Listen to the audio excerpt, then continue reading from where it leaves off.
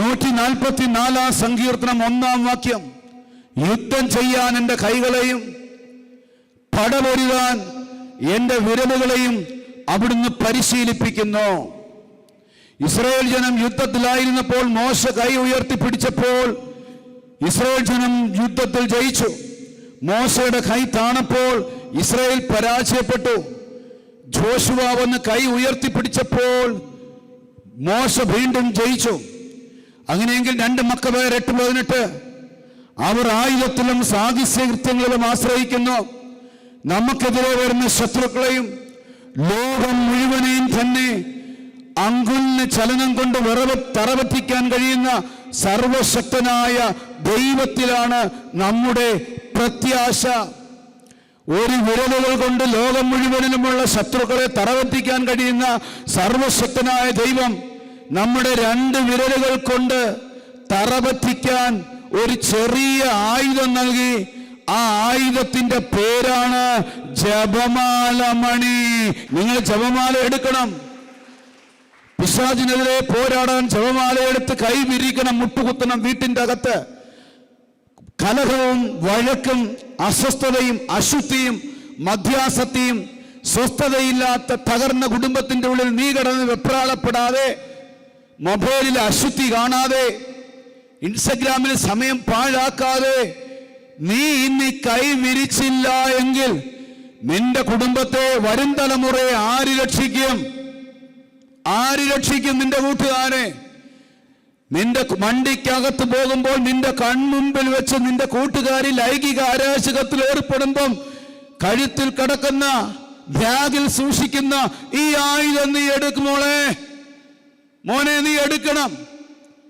മനു എന്ന് പറഞ്ഞ ചെറുപ്പക്കാരൻ കണ്ണൂരിലെ 10ാം ക്ലാസ്സിൽ വെച്ച് ഒരു പെൺകുട്ടി ഇങ്ങനെ പിറകെ നടക്കുമ്പോഴും, സുന്ദരനായ ചെറുപ്പക്കാരന്റെ പിറകെ നടക്കുമ്പോഴും അവൻ പറഞ്ഞു, എനിക്ക് ഒരുപാട് സ്വപ്നങ്ങളുണ്ട്, എനിക്ക് സമയമില്ല. കുഞ്ഞിലെ അപ്പൻ മരിച്ചുപോയ മനു പറഞ്ഞു, യേശുവാണ് എൻ്റെ അപ്പൻ. പിന്നീട് അവന്റെ സ്വപ്നമാണ് പൈലറ്റാകണം, കോടീശ്വരനാണ്. അപ്പന്റെ സമ്പത്ത് മുഴുവൻ മനുവിൻ്റെയും അമ്മയുടെ എല്ലാവരുടെയും പേരിൽ. ഒടുവിൽ മനു +2 കഴിഞ്ഞ് എല്ലാ ദിവസവും കുർബാന. നിങ്ങൾ ഓർക്കണം, എല്ലാ ദിവസവും കുർബാന, കൂടെയുള്ള കുമ്പസാരം, ബ്രേക്ക് കിട്ടിയാൽ, ലീവ് കിട്ടിയാൽ ധ്യാനം. മനുവിൻ്റെ സ്പിരിച്വാലിറ്റിയാണ്. എന്നിട്ട് മനു നടക്കുമ്പോഴും ഇരിക്കുമ്പോഴൊക്കെ ജപമാല ഉരുട്ടും. ഒടുവിൽ +2 കഴിഞ്ഞ് ഫിലിപ്പീൻസ് പൈലറ്റാകാൻ പോയ സമയത്ത് എന്നെ ഇടയ്ക്ക് വിളിക്കും, മെസ്സേജ് അയക്കും. കൂടെ ഉണ്ടായിരുന്നവർ ആക്സിഡന്റിൽ 1-2 പേര് മരിച്ചു. നൈറ്റ് ക്ലബിൽ ഗേൾസും ബോയ്സും മലയാളികൾ അവിടെ പോയിരുന്ന് വൈനും ബിയറും കുടിക്കുമ്പോൾ അവരുടെ കൂടെ മനു മാറി നിന്നിട്ട് ജപമാല ഉരുട്ടാൻ തുടങ്ങി. എനിക്കിവരെ വേണം, എനിക്കിവരെ വേണം. നിങ്ങൾ ശ്രദ്ധയില്ലേ, മനുവിന്റെ കൂടെ പഠിച്ച 99% ആൾക്കാരും ഫെയിലായി. +2 പഠിച്ചുകൊണ്ടിരുന്ന പൈലറ്റായിട്ട് പഠിക്കുമ്പോൾ മലയാറ്റൂറുള്ള ഒരു മനുഷ്യരുമായി അമ്മ പ്രണയത്തിലായി. അമ്മ കല്യാണം കഴിച്ചു. സ്വത്ത് മുഴുവൻ അടിച്ചു മാറ്റിയിട്ട് മലയാറ്റൂറിൽ വെച്ച് മനുവിന്റെ അമ്മേനെ അദ്ദേഹം കൊന്നു. ചങ്കുപൊട്ടി തകർന്നു വന്ന മനു പരിശുദ്ധ മറിയത്തെ കെട്ടിപ്പിടിച്ചിട്ട് പറഞ്ഞു, എനിക്കിനി ഒരു അപ്പനില്ല, എനിക്കിനി ഒരു അമ്മയില്ല. എൻ്റെ പരിശുദ്ധ അമ്മയാണ് എൻ്റെ അമ്മ, എൻ്റെ ഈശോയാണ് എൻ്റെ അപ്പൻ. തോരാത്ത കണ്ണുനീർ, ഒരു ആയുസിന്റെ സകനം മുഴുവൻ ഒരു കൊച്ചു ബാലൻ സഹിച്ചു. അവന് വേണ്ടി റെക്കമെൻഡ് ചെയ്യാൻ ആളില്ല. അങ്ങനെ കർത്താവ് അവന്റെ അമ്മയെ കൊന്നവനോട് ക്ഷമിച്ചു. അവന്റെ സ്വത്ത് അടിച്ചു മാറ്റിയവനോട് ക്ഷമിച്ചു. അവൻ മുമ്പോട്ട് പോയി. ബാംഗ്ലൂരിൽ വെച്ച് അവസാനമായി ഞാൻ കണ്ടത് അവന്റെ ഭാര്യയുമായിട്ടാണ്. അവൻ ഇന്നൊരു നല്ല പൈലറ്റായി വിദേശത്ത് കുടുംബമായി മനു ജീവിക്കുക. നീ ഉയരണം, നിന്റെ സ്വപ്നം വേണം. പല പെൺപിള്ളാരും മനുവിന്റെ പിറകെ നടക്കും, പറയും ഒരു സ്വപ്നമുണ്ട്, ഒരു ലക്ഷ്യമുണ്ട്, എന്റെ ഈശോയെ വിട്ട് എനിക്കൊരു പരിപാടി വേണ്ട. ബിഷപ്പ് ഫുൾട്ടൻ ജഷൻ പറയുക, നന്മ നിറഞ്ഞ മറിയമേ എന്ന ഒരു ജപം സാത്താനെ ഓടിക്കുകയും നരകത്തെ ഭയം കൊണ്ട് വിറപ്പിക്കുകയും ചെയ്യുന്ന പ്രാർത്ഥനയാണ്. വിശുദ്ധ ബെർണാഡ് പറയുന്നത് എങ്ങനെയാ? മറിയം താങ്ങുമ്പോൾ നീ വീഴുകയില്ല, മറിയം സംരക്ഷിക്കുമ്പോൾ നീ ഭയപ്പെടേണ്ട. മറിയം നയിക്കുമ്പോൾ നീ ക്ഷീണിക്കുകയില്ല.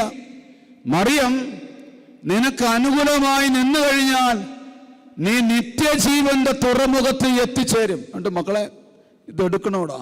ബസ്സിലിരിക്കുമ്പോൾ ഒരു 10 മണിയുടെ ജപമാല ആരും കണ്ടില്ലെങ്കിൽ ഇങ്ങനെ രഹസ്യത്തിൽ ഇങ്ങനെ ചൊല്ലണം. വണ്ടിയിരിക്കുന്നവരുടെ ആത്മാക്കൾക്ക് വേണ്ടി, വണ്ടിയിലിരിക്കുന്നവരുടെ ആത്മാക്കൾക്ക് വേണ്ടി. എന്തിനാണ് ഈ മറിയത്തോട് ചേർന്നുള്ള ജപമാല? അതിനുമ്പ് ഒരു അനുഭവം ഞാൻ പറയാം. എന്നെ കാണാൻ ആംഗ്ലിക്കൻ സഭയിലുള്ള ഒരു സഹോദരി വന്നു. ആംഗ്ലിക്കൻ സഭയിൽ നിന്നും കത്തോലിക്ക സഭയിലായതാണ്. ഈ കുഞ്ഞ് 4ാം ക്ലാസ് വരെ പഠിച്ചത് സിസ്റ്റേഴ്സിൻ്റെ കോൺവെന്റിലാണ്. സിസ്റ്റേഴ്സ് മോനെ നിവർന്നിടാ ഇതൊക്കെ ജപമാല ചൊല്ലാൻ പഠിപ്പിച്ചു. ഈ കുഞ്ഞിന് നടക്കുമ്പോഴും ഇരിക്കുമ്പോഴും കിടക്കുമ്പോഴും ഒക്കെ ഇന്നലെ ഞാൻ പറഞ്ഞ വചനം പോലെ ഇവിടെ ഇങ്ങനെ നന്മ പറഞ്ഞു പറയുമേ, പരിശുദ്ധം പറയുമേ എന്ന സുഹൃത ജപം പോലെയായി. ആരും കേൾക്കാതെ കൂട്ടത്തിലിരിക്കുമ്പം ഇവളിങ്ങനെ ചൊല്ലും. ഇതൊരു അഭിഷേകമായി മാറി. നിങ്ങളിന്ന് കണ്ട അഭിഷേക പ്രാർത്ഥന സമയത്ത് ചില മക്കൾക്ക് ദർശനങ്ങൾ ഉണ്ടാവും. ഇന്നലെയൊക്കെ ഉണ്ടായി. ചില മക്കൾക്ക് ഈശോയെ മാതാവിനെ കാണാൻ പറ്റും. ചില മക്കളുടെ നാവുകൾ കുഴഞ്ഞ് ഭാഷാപരമായി മാറും. ചില മക്കൾക്ക് നിർത്താതെ ബൈബിൾ വായിക്കാനുള്ളൊരു കൃപ തരും. അതിനനുസരിച്ച് കഴിയുമ്പോൾ ഒരു സാക്ഷ്യം കേൾക്കാം. ചില മക്കൾക്ക് ബൈബിൾ മുഴുവൻ എഴുതാൻ പരിശുദ്ധാത്മാവ് കൃപ തരും. ചില മക്കൾക്ക് എല്ലാ ദിവസവും കുർബാന. ഇത് ചില കൃപയാണ്. ഇത് സ്പെഷ്യൽ അഭിഷേകം. ചില മക്കളുടെ ബുദ്ധി, മന്ദബുദ്ധി എന്നിരിക്കുന്ന ബുദ്ധിയൊക്കെ തെളിയാൻ തുടങ്ങും. ഇതുപോലെ ഈ കുട്ടിക്ക് നടക്കുമ്പോഴും ഇരിക്കുമ്പോഴെല്ലാം നന്മ നിറഞ്ഞ മറിയുമേ, പരിശുദ്ധം അറിയുമേ എന്ന പ്രാർത്ഥന ഇങ്ങനെ ഉരുവിട്ടു പോകും. അങ്ങനെ ഇരിക്കുമ്പോൾ 4ാം ക്ലാസ്സിലെത്തി. ഗസ്റ്റ് വന്നപ്പോൾ അമ്മ പറഞ്ഞു, മോളെ അടുത്ത വീട്ടിൽ പോയി പരിപ്പ് മേടിച്ചുകൊണ്ടോ. കുഞ്ഞ് അന്ന് പരിപ്പ് മേടിക്കാൻ ചെല്ലപ്പം ചേച്ചി പറഞ്ഞു, ചേട്ടാ വീട്ടിൽ പരിപ്പില്ല, കടയെ കൊണ്ട് മേടിച്ചോടും. അങ്ങനെ ഒരു ബന്ധമാണ്. നാട്ടിൻപുറമാണ്, റബ്ബർ തോട്ടമാണ്. ഈ കുഞ്ഞുമായിട്ട് പരിപ്പ് മേടിക്കാനായിട്ട് ചേട്ടൻ പോകുമ്പോൾ ചേട്ടൻ്റെ ഉള്ളിൽ പിശാച് കയറി. റബ്ബർ ഷീറ്റ് അടിക്കുന്ന ഒരു ഷെട്ടുണ്ട്. ചേട്ടൻ പറഞ്ഞു, മാമോളെ നമുക്ക് അകത്തോട്ട് കയറാം. ഈ കുഞ്ഞിനൊന്നും അറിയില്ല. വിശുദ്ധയാണ്, തെന്മ എന്താണെന്ന് പോലും അറിയത്തില്ല. ഈ കുഞ്ഞ് വിചാരിച്ച് എന്തോ നല്ല കാര്യം. കുഞ്ഞ് കയറുന്നു, ഇരിക്കാൻ പറയുന്നു, ഇരിക്കുന്നു. ഈ കുഞ്ഞിനെ പിടിച്ച് ഈ മനുഷ്യൻ റേപ്പ് ചെയ്യാൻ കിടത്താൻ നേരത്ത് എവിടുന്നോ ഒരു വലിയ കല്ല് വന്ന് വീണെന്ന് ശബ്ദം കേട്ട് ഇദ്ദേഹം പേടിച്ച് വിറച്ച് ഓടി. ഈ കുഞ്ഞിനെ കൊണ്ട് ഓടി. വർഷങ്ങൾക്ക് ശേഷം ഞാൻ ഈ സഹോദരിയുടെ ദേശം പോലും ഓർമ്മ മാത്രമേ എനിക്കുള്ളൂ. ഏതാനും വർഷങ്ങൾക്ക് മുമ്പ് എൻ്റെ മുമ്പിൽ വന്ന് ചങ്കുപൊട്ടി കരഞ്ഞ കാര്യമാണ്. കരഞ്ഞുകൊണ്ട് പറയാ, ബ്രദർ, അന്ന് എനിക്ക് മനസ്സിലായില്ല, ഇപ്പം എനിക്ക് പറയാൻ പറ്റും. എൻ്റെ അമ്മ മാതാവ് തൻ്റെ കാപ്പയ്ക്കുള്ളിലെ എന്നെ പൊതിഞ്ഞു പിടിച്ചതാ.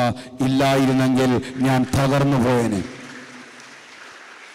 നിങ്ങളുടെ മാതാപിതാക്കൾ നിങ്ങൾക്ക് തരാതെ പോയ ആയുധമാ മക്കളെ ഇത്. അവർക്കറിയാത്തത് കൊണ്ട്. കുടുംബ പ്രാർത്ഥനയ്ക്ക് പോലും നിങ്ങളെ വിളിക്കാതെ പോയിരുന്ന് പടിയടി എന്ന് പറയുന്ന വിശംസിക്കുന്ന മാതാപിതാക്കളെന്ന് ഞാൻ പറയും. എക്സാം ആണെങ്കിൽ പോലും നീ ജപമാല കുടുംബ പ്രാർത്ഥനയിൽ കൂടണം. സന്ധിക്ക് ചെറുപ്പക്കാരെ, കുടുംബ പ്രാർത്ഥന സമയത്ത് നിങ്ങൾ ഇറങ്ങിപ്പോയാൽ നിങ്ങളെ പാമ്പ് കൊത്തും. പാമ്പെന്ന് പറയുന്നത് അറിയോ? പാപം പിടികൂടും. സന്ധിയായപ്പോൾ യൂദാസ് പുറത്തു പോയി, അവന് പാമ്പ് കൊത്തി. സന്ധിയായപ്പോൾ യൂദാസ് പോയി പുറത്ത് യേശുവിനെ ഒറ്റിക്കൊടുത്ത്. ഈ സത്യം തിരിച്ചറിഞ്ഞതിന് ശേഷം 6 മണി കഴിഞ്ഞാൽ കൂട്ടുകാരുടെ കൂടെയുള്ള ഇരിപ്പ് നിർത്തും. ഇനി ഇരിക്കുന്നെങ്കിലോ പ്രാർത്ഥിക്കുന്ന ഗ്രൂപ്പായിരിക്കും, അല്ലാത്ത ഗ്രൂപ്പിൽ പോത്തില്ല, പാമ്പ് കൊത്താതിരിക്കാൻ. സന്ധ്യാപ്രാർത്ഥന സമയത്ത് മൊബൈലുമായി പഠിക്കുന്നതിന്റെ പേരിൽ കള്ളവും പറഞ്ഞ് ഇരുന്നുകൊണ്ട് നീ വാട്സപ്പിൽ ചാറ്റ് ചെയ്. അങ്ങനെ കൊത്തിയ പാമ്പ നിന്നെ പിടികൂടി ചുറ്റി മുറുകിയിരിക്കുന്ന ലൈംഗികതയിൽ. ഈ കൊച്ചു പെൺകുട്ടി വിശുദ്ധി ഒരിക്കലും നഷ്ടപ്പെട്ടിട്ടില്ല. 2 മക്കളുടെ അമ്മയായിട്ടും സ്ത്രീയായിട്ടും. എന്നോട് പറയാ, അന്ന് മുതൽ ഇന്ന് വരെ ഒരായുധമുണ്ട് ബ്രദറെ, ഒരായുധം. ചേർന്ന് പറ ഹല്ലേലൂയ.